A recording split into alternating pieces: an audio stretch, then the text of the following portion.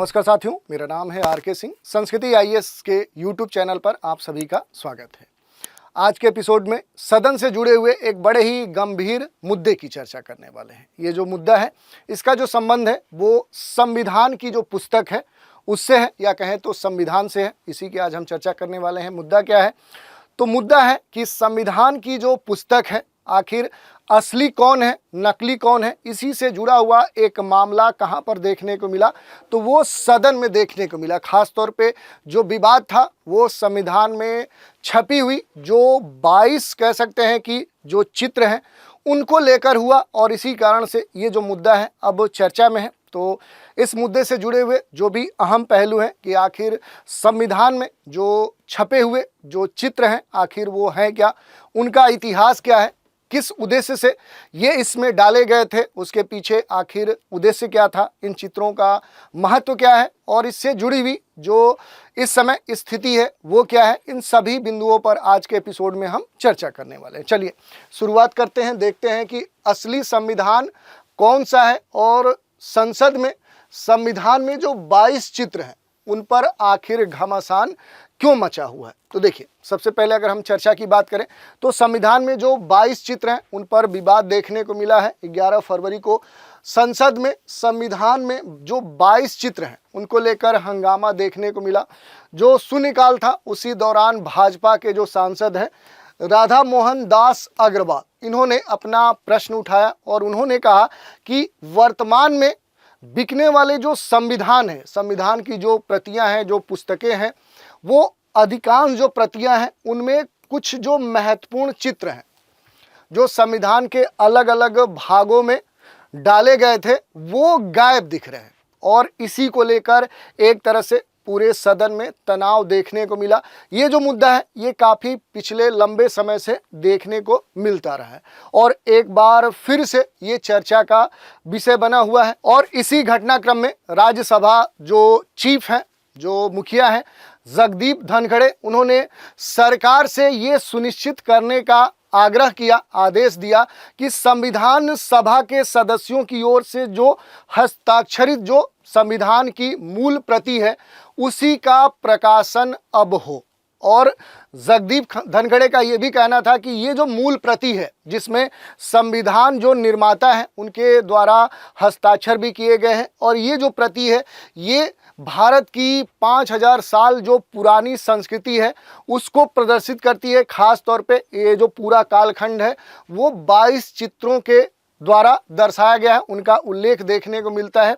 और इसी कारण से संविधान की ये कही गई बात की जो मूल प्रति है उसी का प्रकाशन हो, ये बात कही गई है, और इसी कारण से ये जो पूरा मुद्दा है ये चर्चा में बना हुआ है। बात करें तो संविधान की एकमात्र जो प्रमाणित प्रति है इसे देश में लागू किया जाना चाहिए, ये बात कही गई है जगदीप धनखड़े के द्वारा, और इसी कारण से ये जो मुद्दा है ये चर्चा में है।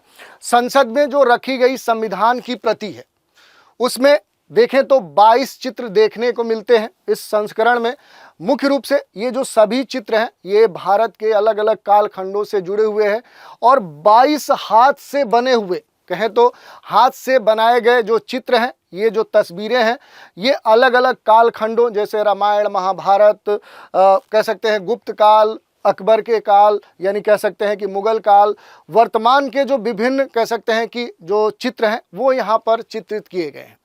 और इसी क्रम में अगर हम बात करें तो संविधान की जो प्रतियां हैं एक अंग्रेजी में और दूसरी हिंदी में ये हस्तलिखित हैं, और इन पर पेंटिंग्स लगी हुई आज भी देखने को मिलती हैं। और ये जो दोनों प्रतियां हैं ये भारतीय संसद का जो पुस्तकालय है उसके एक विशेष हीलियम से भरे हुए एक बॉक्स में, जिसे हम केस बोलते हैं, उसमें रखे गए हैं। तो ये पूरा मामला था जो इस समय चर्चा में बना हुआ है। तो इसी से जुड़े हुए जो महत्वपूर्ण बिंदु हैं उन पर हम आज बात करेंगे। जैसे बात करें मूल संविधान में जो चित्रण किया गया है, और दूसरी बात कि आखिर इसकी विशेषता क्या है। तो देखिए, जो संविधान लिखा गया है वो हस्तलिखित है, और किन्होंने लिखा है तो यहाँ पर संविधान लिखने का जो काम है वो प्रेम बिहारी नारायण रायजादा ने किया है। इन्होंने ही अपने हाथों से संविधान की जो मूल प्रति है वो लिखा था, और संविधान से संबंधित जो भी चित्र हैं उनकी जो परिकल्पना है और उन्हें रेगुलेशन के स्तर पे देखें तो शांति निकेतन में जो कलाकार शिक्षक थे नंदलाल बोस आपके सामने दर्शाए गए हैं, इन्होंने और इनकी जो टीम है उस पूरी टीम ने इसे निर्मित किया था। तो ये दोनों फैक्ट्स आपके लिए महत्वपूर्ण हैं। यहाँ पर कुछ बातें दी गई हैं, जैसे प्रेम बिहारी नारायण रायदादा ने अपने हाथों से ये पूरा संविधान लिखा था और इस संविधान के लिखने क्रम में कई सारे संघर्ष भी देखने को मिले हैं। उनकी चर्चा फिर किसी एपिसोड में करेंगे। इसके अलावा जो मूल संविधान है, इसमें जो चित्रण है उसकी अगर विशेषताओं पर हम प्रकाश डालें तो ये जो चित्र हैं, इन चित्रों की बात करें तो ये एक क्रम में है, एक सीक्वेंस में है। और ये सीक्वेंस क्या दर्शाता है तो भारत के इतिहास के बारे में उनका जो दृष्टिकोण है, यानी जो इसके नंदलाल बोस जो है, जो कहीं ना कहीं चित्रों के देखें तो इस पूरी पटकथा को बनाने वाले जो थे, उनके दृष्टिकोण को दर्शाता है। और अनुक्रम में रखे जाने के पीछे यही बात कही गई है कि चित्रों की जो कथात्मक जो योजना है वो भारतीय इतिहास के जो विभिन्न कालखंड है, अलग अलग जो टाइम जोन है, उनको दर्शाती है। इसके अलावा देखें तो सिंधु घाटी सभ्यता से लेकर स्वतंत्रता संग्राम तक इसमें और रामायण महाभारत के जो कई सारे दृश्य हैं उनको भी संविधान में कहीं ना कहीं जगह दी गई है। और चित्रों में भारत के जो विविध भूगोल है उसको दर्शाया गया है। जैसे अगर बात करें तो जो भारत के रेगिस्तान है, रेगिस्तान से लेकर विशाल जो हिमालय है, ग्रेट हिमालय है, उनका कहीं ना कहीं यहाँ पर चित्रण किया गया है। और जो नंदलाल बोस हैं, इन्होंने संविधान की जो विषय वस्तु है इसका चित्रण ही नहीं किया है, बल्कि वो भारत के जो इतिहास है, जो उन्होंने देखा, पढ़ा, समझा, कहीं ना कहीं उसी रूप में उन्होंने उसको प्रस्तुत किया है। तो ये हमने देख लिया कि मूल संविधान में जो चित्रण किया गया है वो किसके द्वारा किया गया है, आखिर उसकी विशेषता क्या है। अब बात कर लेते हैं मूल संविधान में जो चित्रण है और उनके साथ जो बुनियादी छेड़छाड़ की जा रही है, क्योंकि प्रस्तावना पृष्ठ पर हम जाए तो जो बेहर राम मनोहर सिन्हा है उनके द्वारा बनाए गए जो जटिल पैटर्न्स हैं और उन पर उनके हस्ताक्षर हमें देखने को मिलते हैं। दीनानाथ जो भार्गव हैं, उन्होंने राष्ट्रीय प्रतीक और अशोक के जो सिंह स्तंभ हैं उनको कहीं ना कहीं वहाँ पर रेखांकित किया था। और मूल जो संविधान की प्रति है वो उठाकर अगर हम उसके पन्नों को पलटते हैं तो उसमें देखें तो जो नंदलाल बोस है या उनकी जो टीम है, जो शांति निकेतन से जुड़े हुए कलाकार शिक्षक थे, उनकी कुची से बने हुए 22 चित्र आपको देखने को मिलेंगे। और इन चित्रों में अगर हम देखें तो इन चित्रों के आधार पर हम यही समझ सकते हैं कि हमारे संविधान के जो निर्माता हैं उनके मन मस्तिष्क में आखिर कैसे भारतीय आदर्श जो समाज है उसकी परिकल्पना थी। तो इस कारण से देखें तो ये सबसे अधिक महत्वपूर्ण हो जाता है कि आखिर जो मूल संविधान है उसमें जो चित्रण किया गया, आखिर उसके पीछे मूल जो उद्देश्य है आखिर वो क्या है, इसको हम देख सकते हैं। इसके अलावा देखिए जो नंदलाल बोस हैं, इनकी कुची से बनाए हुए जो कुल 22 चित्र हैं जो संविधान के 22 भागों में आपको देखने को मिल सकते हैं। जो महत्वपूर्ण चित्र हैं वो आपके सामने यहाँ पर दिए गए हैं। इनके चित्र आपको वहाँ पर देखने को मिल सकते हैं। जो देखें तो मोहनजोदड़ो से शुरू होते हैं, वैदिक काल के जो गुरुकुल है, महाकाव्य काल के जो रामायण है, वहाँ पर लंका पर प्रभु जो श्री राम है उनकी विजय गाथा का जो चित्र है वो दर्शाया गया है। गीता का जो उपदेश है वो देखने को मिला है। इसके अलावा भगवान बुद्ध, भगवान महावीर, सम्राट अशोक के द्वारा बौद्ध धर्म का जो प्रचार है मौर्य काल को दर्शाया गया है। गुप्त वंश की जो कला है जिसमें हनुमान जी का दृश्य दिखाया गया है।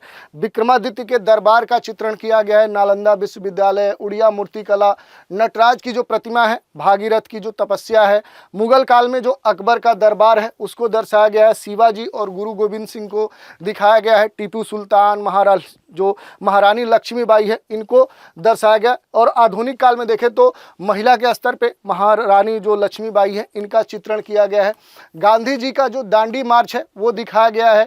इसके अलावा नोआखाली का जो दंगा पीड़ित थे उनके बीच में गांधी जी का चित्रण दिखाया गया। नेताजी सुभाष चंद्र बोस, हिमालय का दृश्य, रेगिस्तान का दृश्य या फिर कहें तो महासागर का जो दृश्य है वो दर्शाया गया। कहीं ना कहीं ऐसे चित्र आप देख सकते हैं। जैसे सिंधु घाटी जो सभ्यता है उसको दर्शाया गया है। यहाँ पर वैदिक जो युवा के गुरुकुल हैं उनको दर्शाया गया है। यहाँ पर देखिए तो अयोध्या लौटते समय जो राम, सीता, लक्ष्मण है उनका चित्र यहाँ पर दर्शाया गया है।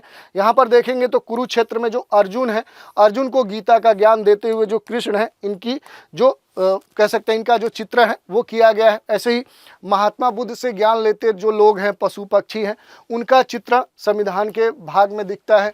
तप में लीन जो 24वें जो तीर्थंकर वर्धमान जो थे उनका चित्र है। सीता की तलाश में उड़कर लंका जाते हुए जो हनुमान है उनका चित्र यहाँ पर देखने को मिलता है। तो ऐसे कई सारे जो 22 चित्र हैं वो संविधान की मूल प्रति में डाले गए थे। जो अब बहुत सारे जो संविधान की प्रतियां हम देखते हैं उसमें से ये चित्र नदारद दिखते हैं और यही मूल मुद्दा इस समय बना हुआ है। तो इसकी हमने चर्चा की। इसके अलावा देखिए, बुनियादी स्तर पे छेड़छाड़ करने की भी जो घटनाएं हैं वो अब देखने को मिल रही हैं। इसमें सबसे महत्वपूर्ण जो बात है वो ये देखने को मिल रही है कि ये एक तरह से दुखद है कि आखिर ऐसा क्यों किया जा रहा है। क्योंकि पिछले कुछ दशकों ने भारतीय संविधान के जो निर्माता हैं उनकी जो भावनाएं थी उसके उलट देश में जो शासन तंत्र है, जो चुनावी राजनीति है, उसके माध्यम से भारत के जो लोक जीवन है उसको कहीं ना कहीं धर्मनिरपेक्षता के शोर से दूषित करने का प्रयास किया है। और कहीं ना कहीं ये जो संविधान से उसके चित्रों को हटाने जाने की जो बात है, जो घटनाक्रम है, वो यहीं से जुड़ती है। यही धर्मनिरपेक्षता की जो राजनीति है, भारत के आधुनिक जो स्वरूप है, जो उसकी समझ है और जो स्वीकार्यता है, उसको खोखला साबित करने के लिए पर्याप्त हो जाती है। और परंपरागत जो भारत है, आधुनिक जो भारत है, उसके मध्य जिस संविधान के प्रावधानों को अलगाव का आधार बनाया जाता है, असल में वे जो संविधान है उसके आधार है ही नहीं, न ही संविधान के दर्शन में वो दिखते हैं। तो इस तरह की जो छेड़छाड़ की जा रही है ये कहीं से भी स्वीकार्य नहीं है। इसके अलावा अगर हम देखें तो संविधान में सजोए गए जो 22 चित्र हैं उनका क्या महत्व है, ये सबसे महत्वपूर्ण बिंदु हो जाता है। अगर हम देखें तो 26 नवंबर 1949 को संविधान पूरी तरह से क्या हुआ, बनकर तैयार हो गया।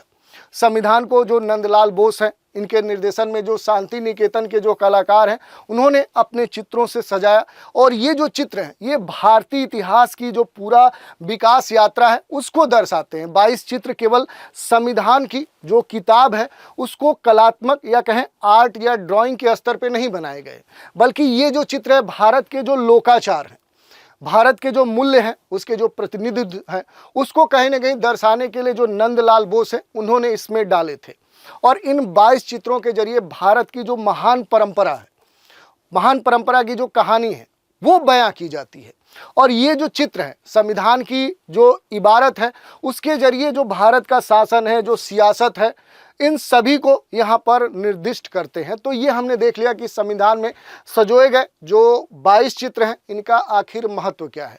संविधान में आखिर इन्हीं 22 चित्रों में नंदलाल बोस ने रंग क्यों भरा। तो ये सभी जो चित्र हैं ये महत्वपूर्ण है क्योंकि ये महान सांस्कृतिक जो जीवन है, जो विरासत है, उसके ठोस आधार माने जाते हैं। और ये जो सभी चित्र हैं ये भारत की अस्मिता के प्रामाणिक अवसरों के क्या है, ये डॉक्यूमेंट हैं, ये दस्तावेज हैं जिनके साथ हर भारतवासी एक तरह से देखें तो उसके साथ रागात्मक अनुराग महसूस करता है। खास तौर पे देखें जैसे राम, कृष्ण, हनुमान, गीता, बुद्ध, महावीर, नालंदा, गुरु गोविंद, ऐसे बहुत सारे जो कह सकते हैं कि अलग अलग जो चित्र इसमें डाले गए हैं। असल में ये भारत में हजारों साल से भारतीय जो लोक जीवन है उसके ये दिग्दर्शक बने हुए हैं। और संविधान की जो मूल प्रति है, मूल रचना है, उस रचना में इन्हें जोड़ने के पीछे सोच थी कि भारत की जो आधुनिकता है, जो विकास है, इसकी जो यात्रा है, इन जीवन मूल्यों के आलोक में इन्हें निर्धारित की जानी चाहिए। और इसी को ध्यान में रखते हुए इनका चित्रण यहाँ पर नंदलाल बोस और उनकी टीम ने किया था। थोड़ा सा नंदलाल बोस के बारे में देखें तो बोस को ये जो काम है शायद इनके राष्ट्रवादी आंदोलन से लंबे समय तक जुड़े होने के कारण, यही नहीं गांधी जी जो महात्मा गांधी थे उनसे काफ़ी इनकी नज़दीकियाँ थी। और इन्होंने 1938 में गुजरात का जो बारडोली है उसके पास हरिपुरा में कांग्रेस अधिवेशन के लिए पोस्टर डिजाइन किए थे। तो इनकी जो कला थी उससे सभी लोग पहले से परिचित थे और इस कारण से कहीं ना कहीं इन्हें ये काम दिया गया था। यही नहीं, संविधान पर बोस ने सहयोगियों की एक टीम के साथ काम किया जिसमें उनके कई सारे जो करीबी थे, जो इनके स्टूडेंट्स थे और इनके सहयोगी थे, साथी कलाकार शामिल थे, जिनमें देखें तो मुख्य रूप से जो कृपाल सिंह शेखावत हैं ये इसमें शामिल थे, ए पेरुमल थे और धीरेन्द्र कृष्ण देव बर्मन भी इसमें शामिल थे। तो ये हमने महत्वपूर्ण रूप से देख लिया। इसके अलावा आप देखना चाहें तो संविधान में सजोए गए जो प्रमुख चित्र हैं, कौन से चित्र अलग अलग जो संविधान के भाग दिए गए हैं उनमें दर्शाए गए, जैसे भाग 1 में सिंधु घाटी क्षेत्र से खुदाई में प्राप्त जो बैल है उनकी जो मुहर है वो संविधान में चित्रित की गई है। ऐसे पार्ट 2 में आप देखेंगे तो एक आश्रम का दृश्य दर्शाया गया है। भाग 3 में देखें तो रामायण, जिसमें लंका में युद्ध के बाद घर लौटते हुए जो राम, लक्ष्मण और सिया हैं उनका चित्र दर्शित किया गया है। ऐसे ही अलग अलग आप भागों में देखेंगे तो ये सभी जो 22 चित्र हैं ये दर्शाए गए हैं और ये काफ़ी महत्वपूर्ण है। तो ये हमने देखा कि आखिर कौन से जो चित्र हैं वो किस भाग में दर्शाए गए हैं। चलिए, तो ये पूरी चर्चा थी, आखिर पूरा मुद्दा है क्या उसे हमने जाना। इसी पर आधारित एक प्रश्न देखते हैं, भारतीय संविधान कब बनकर तैयार हुआ? 26 नवंबर 1949, 26 नवंबर 1950, 26 नवंबर 1949 और 25 जनवरी 1950। तो इस तरह से इस पूरे मुद्दे की हमने चर्चा की कि आखिर जो ये तनाव देखने को मिला सदन में कि आखिर जो संविधान है वो कौन असली है, कौन नकली है। जो मूल संविधान की प्रति संविधान के पुस्तकालय में रखी गई है, जो कहीं ना कहीं पूरी तरह से हस्तलिखित है, वो सही है, या फिर बाहर बाजारों में या अलग अलग स्थानों पर दिखने वाला जो संविधान की प्रति है जिसमें अलग अलग भागों में जो चित्रित 22 चित्र थे वो नदारद हैं। इसी कारण से ये जो पूरा मसला है ये सदन में चर्चा का विषय बना हुआ था।